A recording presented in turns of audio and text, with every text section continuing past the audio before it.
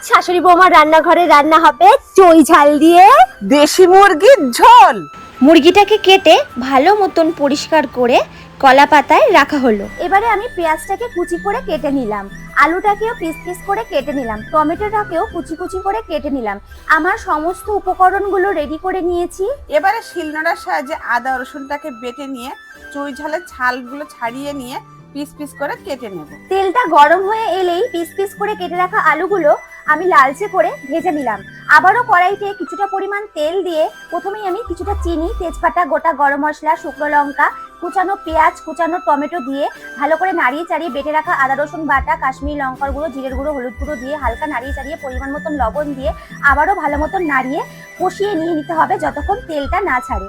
মশলা থেকে তেল ছেড়ে দিলেই ধুয়ে রাখা মাংসগুলো দিয়ে দিলাম। ভালো করে নাড়িয়ে চাড়িয়ে চিয়ে রাখা 5-6টা কাঁচা লঙ্কা দিয়ে আবারও নাড়িয়ে চাড়িয়ে ঢাকা দিয়ে রাখলাম। মিনিট 20 পরে ঢাকনাটা খুলে ভেজে রাখা আলুগুলো দিয়ে ভালো করে নাড়িয়ে কেটে রাখা চই ঝালটা দিয়ে আবারও ভালো মতন নাড়িয়ে চাড়িয়ে ঢাকা দিয়ে রাখলাম। 10 মিনিট পর ঢাকনাটা খুলে পরিমাণ মতন জল দিয়ে ভালো করে নাড়িয়ে নিলাম। ঢাকনাটা খুলে মাংস আর আলুটা ভালো মতো সেদ্ধ হয়ে গেলে বেটে রাখা গরম মশলাটা দিয়ে দেবো। বাস, আর কি, রেডি আমাদের দেশি মুরগির ঝোল। চলো বৌমাকে এবার একটু টেস্ট করানো যাক। কেমন, ভালো তো? অসাধারণ।